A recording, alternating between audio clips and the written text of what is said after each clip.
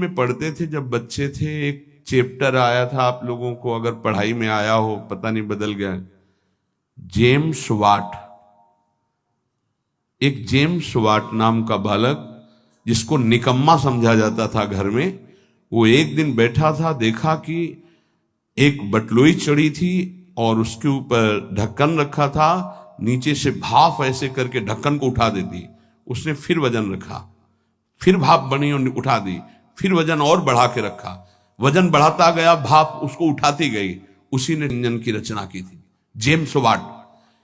आप इसका भाव समझ पा रहे हैं हम क्यों उदाहरण दे रहे हैं? जब आपके अंदर अग्नि पैदा हो रही है, जलन पैदा हो रही, तो आपके जीवन को भगवान की तरफ ले जाने वाले पावर को उठा जागृत कर रही। तुम विचलित होकर उसे विषय भोगों से पुनः शांत कर देते हो। उसे शांत नहीं करना, उसको और बढ़ाना है। आग को जितनी बढ़ जाएगी उतनी जोर से अध्यात्म की तरफ आप चलोगे। उल्टा मत चलो, उल्टा मत सोचो। ये आग समन का अवसर नहीं, आग बढ़ने का अवसर है। आग बढ़ने दो, वही तेजस्वी बनाकर तुम्हें अध्यात्म की ऊंचाई पर चढ़ा देगी। उस बात से अनुभव किया कि भाप में कितनी ताकत है। अगर ये भाप मिले तो बहुत बड़ा कार्य चल सकता। तो वही कोयला झोंककर भाप पैदा करके इंजन के द्वारा ट्रेन निकलवा दी, और उसको सब निकम्मा समझते थे। बस वो विचार, ये चिंतन का विषय। हमारे अंदर जो आग पैदा हो रही, कामाग्नि, क्रोधाग्नि, लोभाग्नि, उसे हम सह रहे हैं। उसको सह रहे हैं तो एक पावर बन रहा है।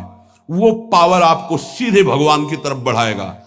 अगर आप उसको बुझाने में लग गए तो वो इधर आध्यात्मिक शक्ति क्षीण हो जाएगी और भोगा शक्ति बढ़ जाएगी। ये अनुभव की बातें हैं। आप इसको सहना सीखें, मिटाने में काम नहीं बनेगा। सह करके प्रभु की प्राप्ति हो जाएगी।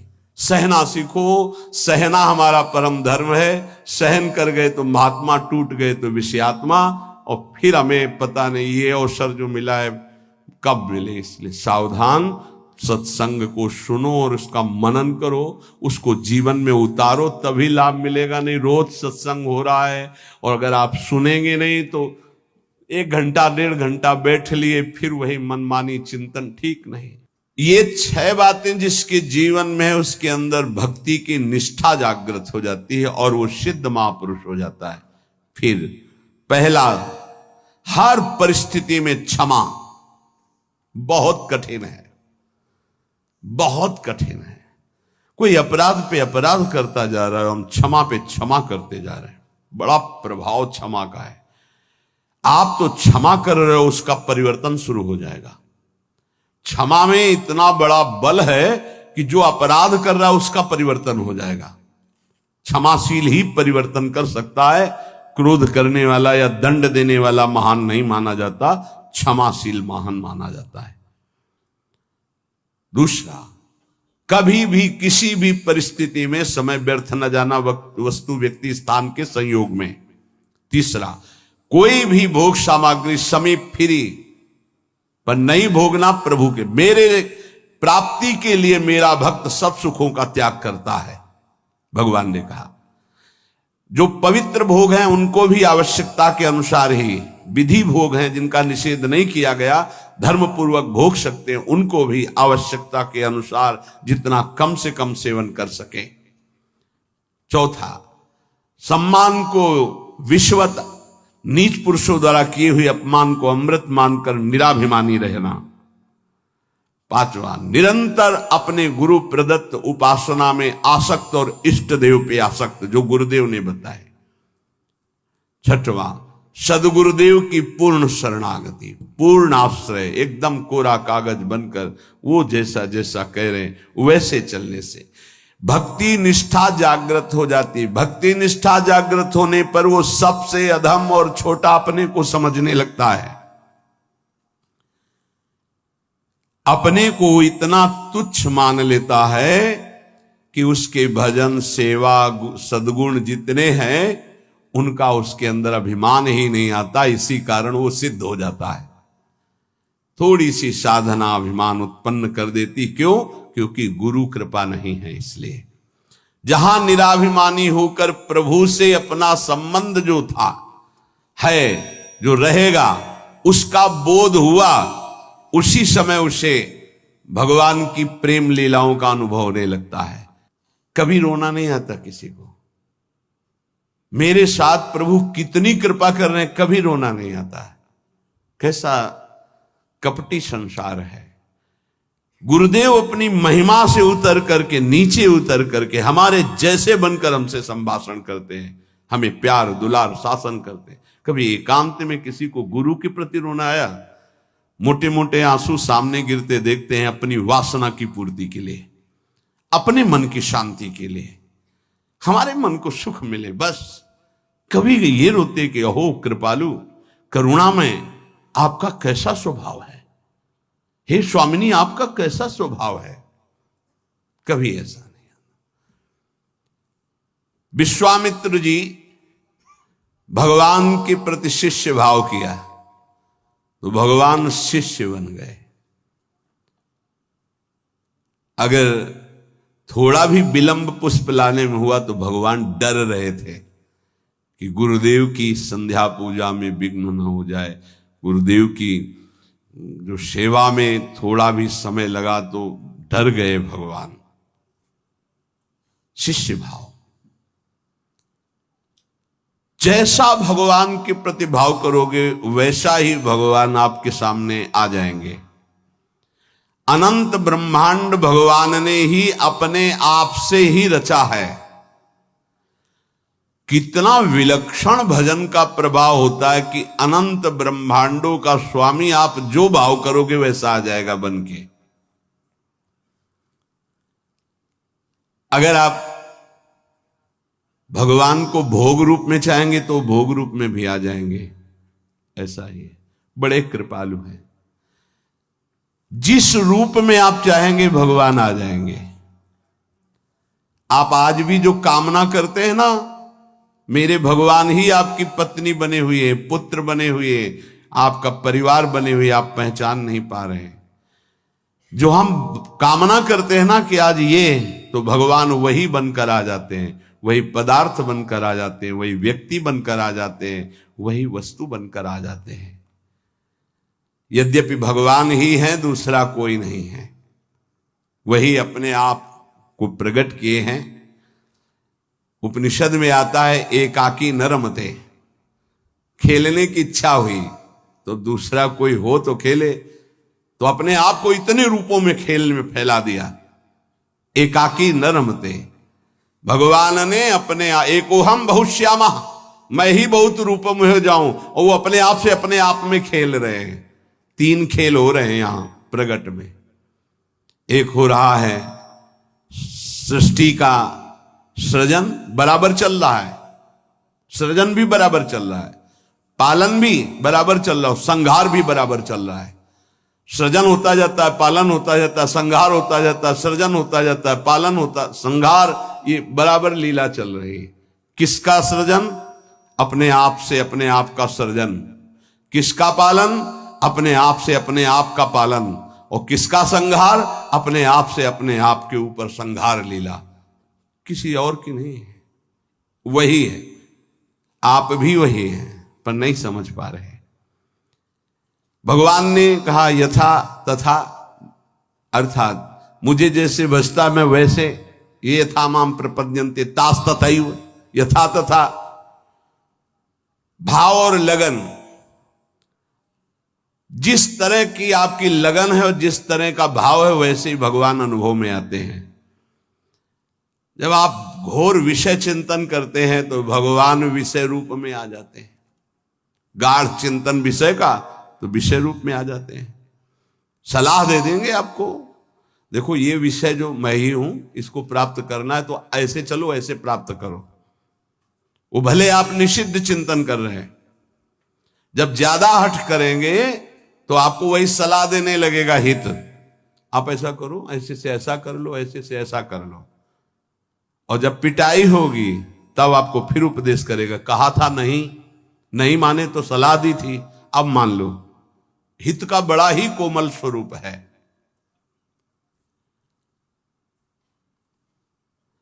यदि आप भाव से लगन से प्रभु की तरफ चलें तो उधर से प्रभु चल पड़ते हैं। और आपकी चाल और प्रभु की चाल में बड़ा अंतर है। त्रिभुवन में सबसे तेज गति चलने वाला मन है, वायु से भी अत्यंत वेगवान मन है।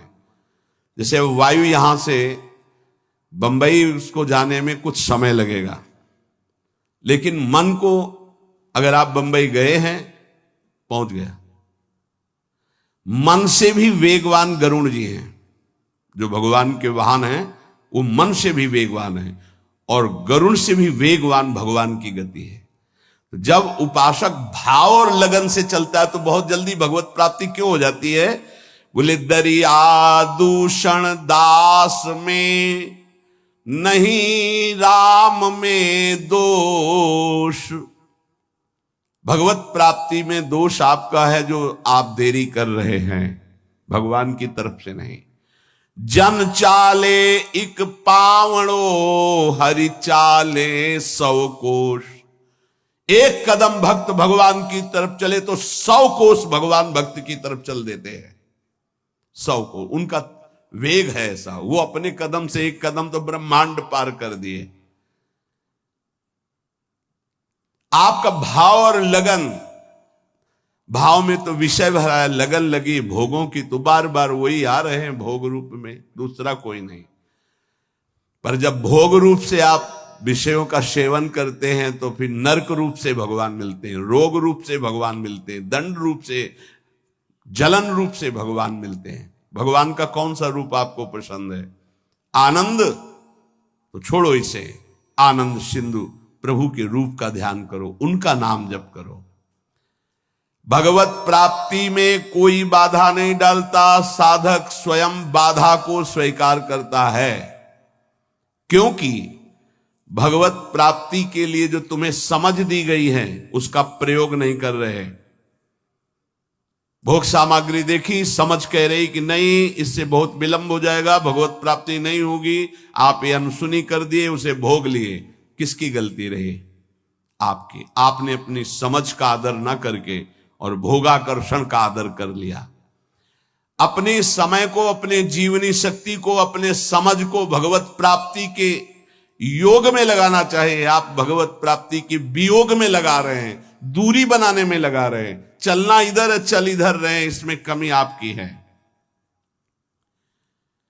सामर्थ्य जितनी है अगर उतना कदम बढ़ा दो तो तुम्हें खुद अनुभव होने लगेगा भगवान कितनी वेग से आपकी तरफ आ रहे हैं। पूरा समय, पूरी सामग्री, पूरी सामर्थ्य भगवत प्राप्ति के लिए मिली है आपको। पूरा समय, पूरी सामग्री, पूरी सामर्थ्य भोग प्राप्ति में लगा रहे हैं आप, देख लीजिए। कारण समझ सामग्री समय का दुरुपयोग कर रहे हैं क्योंकि तुम्हारे अंदर लगन नहीं, अगन नहीं भगवत प्राप्ति की। भक्ति किसी साधन विशेष से नहीं प्राप्त होती, कर्मों से नहीं प्राप्त होती, भगवान की पूर्ण शरणागति से होती है। कई बार इनकी चर्चा हुई, पूर्णता कैसे होती है? हे हृदय से प्रभु की शरण। यदि परमार्थ में उतरे हो तो चैन नहीं है। यहां दरस बिन दुखन लागे नैन, जब से तुम बिछुरे पी प्यारे कबो न पायो चैन। बेचैनी बढ़नी चाहिए। जब बेचैनी बढ़ती साधक में कृपा से तो वो समझता है परेशानी बढ़ रही और उसको मिटाने के लिए भोगों में उतर जाता, खत्म। अरे वही बेचैनी तो विरह बनती है, तुम समझते कहां हो? जब आपके अंदर जलन होती, बेचैनी होती, घबराहट होती है तो वही जाकर विरह बनती है। हा प्राणनाथ, अब जिया नहीं जा रहा आपके बिना, वही भगवत साक्षात्कार कराती है। आप समझ नहीं पा रहे, आपको लग रहा है मेरे साधन में कमी हो गई जो बेचैनी बढ़ रही। यही साधन की परिपक्व अवस्था है जो बेचैनी बढ़ रही। प्यारे समझिए, आपका हृदय तो जलता है, आप में जो अशांति सी महसूस हो रही है, अभाव सा महसूस हो रहा है, ये कृपा हुई है आपके अंदर। यही अभाव आपके अंदर ऐसा भाव पैदा करेगा कि आप चिल्ला चिल्ला कर रोने लगेंगे, प्रियाजू अब रहा नहीं जा रहा, सहा नहीं जा रहा, अब आ जाइए। बन गई बात। जहां आपके अंदर ऐसा भाव आया, बेचैनी बढ़ी, तो आप उसको चैन प्राप्त करने के लिए भोगों का चयन कर लेते हैं। बस गई वो। बोले अब थोड़ा। कल किसी ने कहा था कि आपके कथनानुसार मैं जब चलता हूं तो भारी घबराहट पैदा हो जाती है, और जब हम आपकी हर बात छोड़ देते हैं तो एक तसल्ली से मिलती है और शांति मिल जाती है। क्या शांति मिल जाती? मन। अब विषय भोगने को मिलेगा, अब स्वतंत्रता मिल गई। अब और जहां अनुशासन में वो जलता है कि मेरी हर वासना की आपूर्ति हो जाएगी, आप समझ नहीं पा रहे। वो जो आपके अंदर बेचैनी, वो भगवत प्राप्ति के लिए योग्यता पैदा कर रही है आपके अंदर, पर आपको वो नहीं चाहिए, इसलिए विषय सेवन में शांति लगती। त्यागात शांति, तो वो कह रहा विषय भोगों में शांति मिल जाती है। यही बुद्धि की बात है, बहुत खराब बुद्धि हो चुकी। दास्य, सख्य, वात्सल्य, माधुर्य, ये जितने भाव हैं पहले इनके शरणागति पुष्ट होनी चाहिए। भगवान सब कुछ आपको दे देंगे, पर पहले शरणागति पुष्ट होनी चाहिए। अगर आपने अपने आप को श्री भगवान को दे दिया तो श्री भगवान अपने आप को आपको दे देंगे। सौदा बहुत सस्ता है। हमने अपने आप को तो भोगों में दे रखा है। अगर हम अपने आप को श्री भगवान को दे दे, श्री भगवान हमें अपने आप को दे दे, कितना सौदा सस्ता है। अगर शरणागति पक्की हो गई तो भगवान त्रुटियों की तरफ नहीं देखते। राहत न प्रभु चित्त चूक किए की, करत सुरत सौ बार ही की। प्रभु उसके हृदय की बात देखते कि मेरा शरणागत हो गया, सैकड़ों त्रुटि हो जाए तो भी ध्यान नहीं देते। कितनी कृपा है। जैसे पीछे आपने सुना था कि भगवान कह रहे हैं मेरे जन्म कर्म को दिव्य मानने वाला पुनर्जन्म को प्राप्त नहीं होता। ऐसे ही मैं प्रभु का हूं, प्रभु मेरे, उसका पुनर्जन्म नहीं होगा। शरणागति का शुद्ध स्वरूप।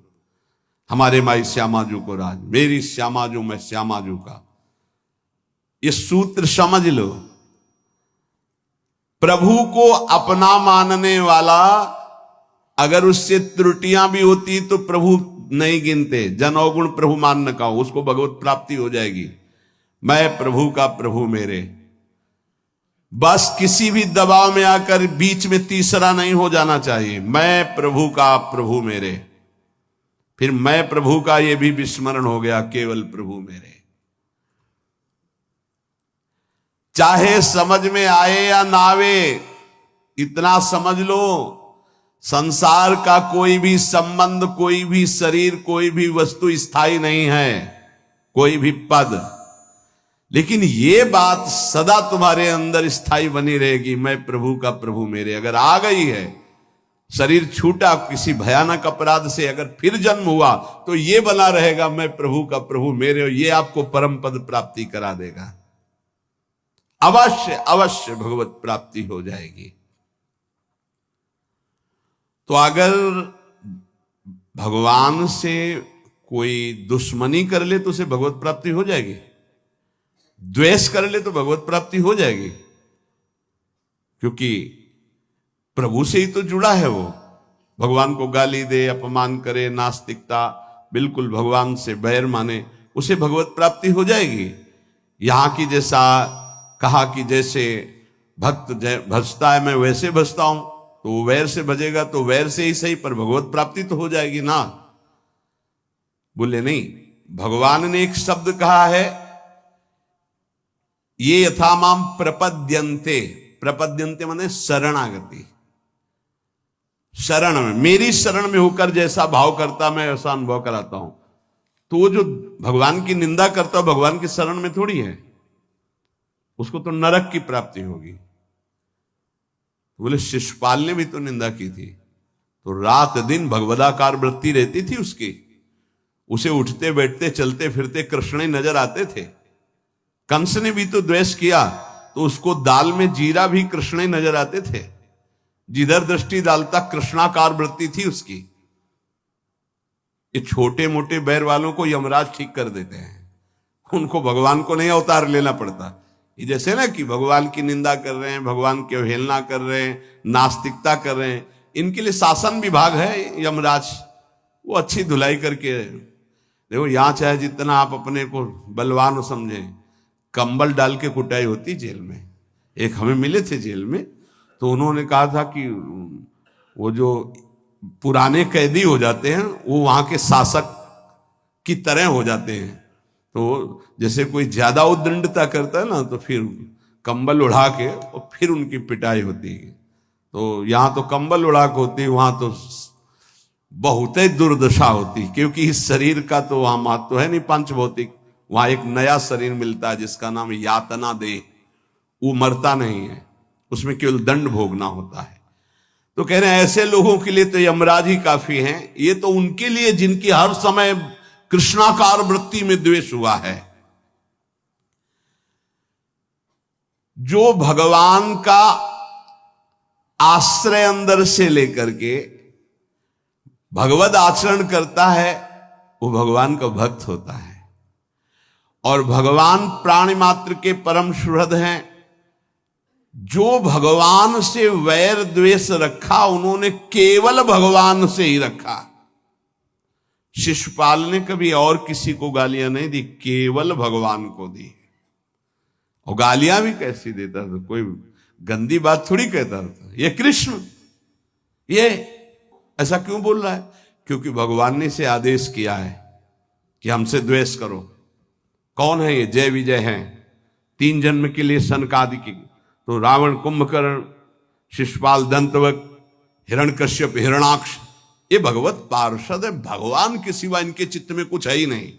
अब भगवान ने आदेश किया हमसे द्वेष की लीला करो, तो अंतिम समय तक कहां राम रन हतोपचारी वो बोल के पधारे। और ये अंतिम समय तक सभा में बधे। ये कृष्ण, ये ग्वाला। भगवान सबको कहते चुप रहो, बोलने दो, बोलने दो, बोलने दो। जब पूरा समय आ गया तो सुदर्शन चक्र से मुक्त कर दिया। हिरण्यकश्यप किसी के भी समझाने से नहीं, भगवान से वैर। ये भगवत पार्षद हैं। अगर अपने लोग सोचे तो इतनी क्षमता हमारे वैर में नहीं है कि हम भगवान में तन्मय हो जाए। उसके ठीक करने के लिए बहुत से शासक है। ये शनि, राहु, केतु, मंगल ग्रह, नक्षत्र, ये सब जानते हो, शासन विभाग है। और क्या, जैसे अलग अलग कंपनियां नहीं है, ये अमुक कंपनी है भारत की रक्षा वाली, ये अमुक कंपनी है, अमुक, और एजेंसियां अलग अलग नहीं। जैसे ऐसे एजेंसी समझो, नवग्रह की अलग एजेंसी अलग अलग है। मार तुम्हारी सब सुख सुविधाओं को भस्म कर देंगे। जीवन तुम्हारा क्लेश और अशांतिमय हो जाएगा। वैर द्वेष भगवान का तो कभी कुछ बिगाड़ नहीं सकेगा, तुम्हारा सर्वनाश कर देगा। ये रावण, कुंभकर्ण, शिशुपाल, दंतवक्र, हिरण्यकश्यप, हिरणाक्ष, ये कोई साधारण नहीं, भगवान के पार्षद हैं। इनकी नकल नहीं कर सकता कोई कि हम भगवान से वैर करके परम पद प्राप्त कर लेंगे। भगवान की सुहृदता, शरणागति से रसास्वादन जो होता है वो और किसी भाव से नहीं होता। पर अगर कोई कर ले, कामाद द्वेषाद भयात स्नेहाद यथा भक्तेश्वरे मनः आवेश तदघम हित्वा बहवस्तद गतिम गताहा। काम से भगवान का चिंतन करना, कितने सुंदर भगवान है। कभी ऐसा होगा इनकी अजान बाहु हमें अपने गले लगाएंगे। कितनी सुंदर कपोल है, कितनी सुंदर इनकी अलकावली, कितने सुंदर नेत्र हैं। ये इतने सुंदर हैं कि दंडकारण्य के अस्थिमात्र हो रहे शरीरा जो ऋषि थे, उनके हृदय में भी श्रृंगार रस जग गया। पुरुषोत्तम भगवान श्री रघुनाथ जी को देखकर जब वनवास में थे, वैसा लगा कि प्रभु मुझे आलिंगन करे। भगवान दृष्टि में कहा कि इस समय मर्यादा पुरुषोत्तम अवतार है। उस श्रृंगार रस में भर गए थे सब ऋषि, भगवान की उस सुकोमल भुजा देख करके, वो सौंदर्य रूप देख कहा कृष्णावतार, कृष्णावतार। वो सब गोपी बने आके। जब सियाजू का ब्याह श्री राम जी से हुआ तो मिथिला की जितनी सखियां थी सब सिया जी के सौभाग्य की सराहना कर रही थी। ऐसे दूल्हा, वैसे ही सुंदर दूल्हा रूप महाराज जिधर दृष्टि जाए वह उधर ही सबको चित्त को चुरा ले। तो सियाजू की सब सखियां कोई बोल तो पाई नहीं, पर सबके मन में था कि क्या कभी ये हमें अपने हृदय से लगाएंगे ऐसे, क्या कभी हम इनका साथ प्राप्त कर पाएंगे। जो सियाजू को सौभाग्य मिल रहा है मैं इनकी सखी हूं, क्या। तो राम जी दृष्टि से देख के इशारा करते कि इस समय मर्यादा पुरुषोत्तम अवतार है, एक हमारा अवतार होगा द्वापर में लीला पुरुषोत्तम प्रेम में। आओ सबको निमंत्रण दे, आओ वहां आपके हर चाह पूरी होगी। दृष्टि से देखना, मंद मुस्कुरा देना, बाहु प्रसार परिरम, आओ आलिंगन ही नहीं परिरमन, गाढ़ आलिंगन, नृत्य, उच्छिष्ट का पान करना, अधरामृत का पान करना है। जिस समय भगवान रास मंडल के अंतर ध्यान होने के बाद जब प्रकट हुए तो गोपीजन ने एक चूनरी डाल दी अपनी चूनरी के ऊपर चूनरी। जब उस पे बैठे तो सुखदेव जी कह रहे ओहो, साधना से परम पवित्र किए हुए बड़े बड़े योगींद्र मुनींद्र अपने हृदय में जिनका ध्यान धरने की चेष्टा करते परीक्षित, वो भगवान गोपियों की ओढ़नी पर बैठे। एक और वेद की ऋचाएं नेति नेति कह के वर्णन करते ही उन्होंने कहा प्रभु कभी साक्षात आलिंगन करने का अवसर मुझे। आओ कृष्णावतार में दंडकारण्य के ऋषि, मिथिला की सखिया और श्रुति, जो वेदों की ऋचाएं, वो साक्षात गोपी भगवान उनका जो भाव है उसी सुख को प्रदान कर रहे हैं। किसी भी तरह से भगवान काम और द्वेषाद, द्वेष भी ऐसा कि केवल भगवान से हो, बस दूसरा नहीं। इतनी अनन्यता तुम्हारे द्वेष में हो, दूसरे से द्वेष नहीं, केवल भगवान से। कामात द्वेषात भयात, भयभीत होकर के भगवान का चिंतन होना, स्नेहाद प्रेम से, सौहार्द से, किसी भी तरह से यदि भगवान में मन लग जाए, काम से, द्वेष से, भय से, स्नेह से, किसी भी संबंध से, तो कह रहे हैं वो सारे पाप नष्ट करके वो चिंतन भगवत प्राप्ति करा देता है। इसलिए ये यथा माम प्रपद्यन्ते तास तथैव भजाम्य, हम भगवान कहते जो मुझे जैसे भजता है मैं उसको वैसे भजता हूं। तुम्हारे द्वेष में इतनी ताकत नहीं कि आकाश से द्वेष करके कुछ प्यार कर लो। प्रेम करने का अवसर आया भगवान के नाम से, रूप से, लीला से, धाम से परम मंगल हो जाए। एक बार हृदय में फिर बैठा लो। तुम्हारी पांचों ज्ञानेंद्रिया और मन तुम्हारी दुर्गति करते आए हैं। यही तुमको आगे बढ़ने में इस समय जो आपको भगवत मार्ग मिला है बाधा पहुंचाएंगे। इनकी मांग को मत मानो। जबान कहती अच्छा अच्छा पाऊं, ये जबान कह रही रसेंद्री की बात है प्यारे, तुम्हारी मांग नहीं, तुम समझ नहीं पा रहे। इंद्रियों की विलासता तुम्हें नारकी गतियों में पहुंचा देगी। क्या क्या पूरा करोगे, कब कब पूरा करोगे। देवहूति जी आदि सम्राट महाराज मन की पुत्री है। जब करदम जी से ब्याह हो गया, चले गए मन शत्रुपा जी। वो तो अपनी साधना में, सेवा में लगी रही। कई वर्ष तक कोई चेष्टा नहीं। आंख खुली, एक दिन देखा तो झुर्रियां पड़ रही हैं, शरीर सूख गया। कहां राजकुमारी और कहां एक ऐसे महान तप संपन्न ऋषि की सेवा पति रूप से। क्या चाहती हो तुम, बहुत कृश हो गई हो, क्या चाहते हो। अब भगवान गृहस्थ में तो पाणी ग्रहण जैसा भाव हो गया, लेकिन गृहस्थ धर्म की पूर्ति तो हुई नहीं। अच्छा, तो इस सरोवर में स्नान करके आओ। जे ही सरोवर में डुबकी लगाई, ऐसा सुंदर रूप स्वस्थ प्रकाशित हुआ। संकल्प किया, कितने खंड का विमान तैयार हो गया। देवराज इंद्र के पास भी वो विमान नहीं। ऐसा आकाशचारी देव गंधर्वों को भी मोहित कर ले, ऐसा विमान और सब विश्व ब्रह्मांड की भोग सामग्री 9 रूपों में अपने आप को विभाजित किया। क्या क्या बाद में देहूति जी के वचन भगवान कपिल देव जी से थे कि बेटा अब मुझे बचा लो, उद्धार कर दो, तुम पुत्र रूप में आए हो, प्रभु हो मैं जानती हूं। ऊब गई इन दुष्ट इंद्रियों से। महायोगी करदम जी 9 रूपों से अपने को विभाजित करके ऐसे विमान पर आकाशचारी देव गंधर्वों को भी मोहित करने वाले विलासिता भोग से संपन्न, न जाने कितना वैभव सुख सब। तब देहूति जी ने कहा मैं ऊब गई इन दुष्ट इंद्रियों से, कभी ये तृप्त नहीं होंगी, भगवान कैसे विश्राम मिले। तब उपदेश किया भक्ति योग का, सांख्य योग का, अष्टांग योग का, कैसे परम पद प्राप्त होता है। तो बात मान लो, ऐसे ऐसे महान भोगों को भोगने वाले भी आखिरकार हार गए।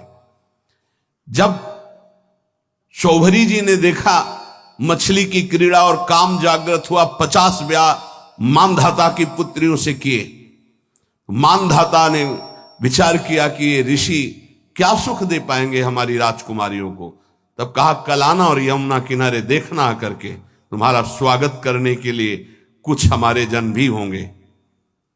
सोचा पता नहीं फूस की झोपड़ी बनाई होगी, आकर के ऐसे नगर की रचना की संकल्प से कि देवराजेंद्र के पास अमरावती में भी ना वो महल था, ना वो शोभा थी, ना वो संपत्ति थी।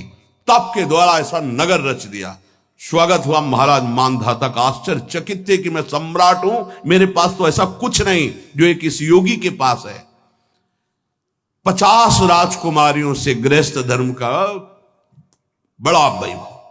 फिर एक दिन एकांत में बैठे, हाय हाय मच गया, क्यों मैं कहां था, कहां आ गया, अपने तप का क्या प्रयोग कर डाला। तब वो एक श्लोक गायन किए थे जिसका प्राय हम चर्चा करते रहे, संगम त्यजेत मिथुन व्रतिनाम मुमुक्षु सर्वात्मना न विसजेत बहिरिंद्रियाणि। इंद्रियों को इतना दुलार मत करो, नहीं तो नष्ट कर देंगी, ऐसा नष्ट कर देंगे पूछो मत। बहुत दुर्दशा होती है इन इंद्रियों की। छोटे छोटे बच्चों को त्याग करके, उनकी हत्या करके, फिर अपनी इंद्रियों की विलासता में उतर करके बढ़ना, ये सब क्या हो रहा है। इंद्रियां कितनी निकृष्ट होती चली जा रही हो। हम साधक होके, भगवत मार्ग के पथिक होके, जान करके अगर इंद्रियों को दुलार करेंगे तो प्यारे कोई नहीं बचा पाएगा।